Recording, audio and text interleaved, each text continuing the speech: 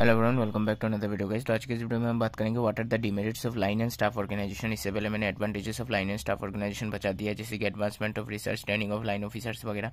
आज बात करेंगे डिमेरिट्स की। तो सबसे पहले बात करता हूँ, अगर आपको पीडीएफ चाहिए तो मुझे व्हाट्सएप पे मैसेज कर सकते हो, नंबर डिस्क्रिप्शन में दिया हुआ है। सारे के सारे पीडीएफ में आपको वेरी रीजनेबल रेट में शेयर कर दूंगा।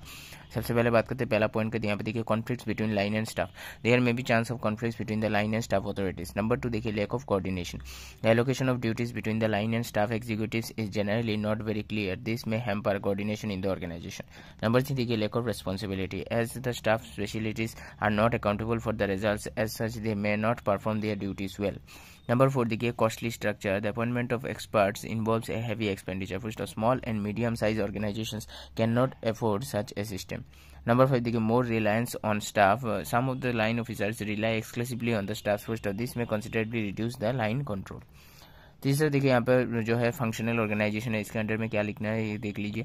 It is not an independent form of organization. First of line like line and staff organization, it also makes use of the line authority. The functional authority occupies a midway position between the line and staff authority. First of it is a means of putting the specialist in top positions throughout the enterprise.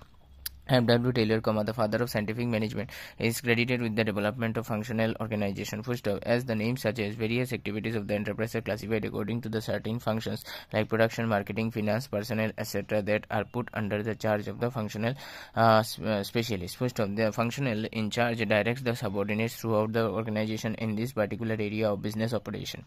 उसके बाद देखिए, functional organizational structures has the following features. कौन से features है देख लेते हैं। सबसे पहला देखिए, organizational activities are divided into specific functions such as operations, finance, marketing and personnel etc. उसके बाद देखिए, दूसरा जो है, each functional area is put under the charge of a functional specialist. First of, the specialist has the authority or right to give orders regarding his functions wherever the functions is performed in the enterprise. Number 3 देखिए, 3 types of authority relationships exist: line authority relationship, staff authority relationship and functional authority relationship. चौथा देखिए, it is a more complex type of organization than the line organization and line and staff organization. Number 5 देखिए, it does not follow the principles of unity of command as in the case with line organization. उसके बाद देखिए, merits and demerits need to be included, ये बाद में include किया जाएगा। और उसके बाद सी क्वेश्चन देखिए, यहाँ पर क्वेश्चन नंबर सी काफी इंपॉर्टेंट है। Mention the distinctions between line, staff and functional authority. काफी इंपॉर्टेंट है, हर साल क्वेश्चन में आता है, तो इसका आंसर भी हम अगले वीडियो में डिस्कस करेंगे।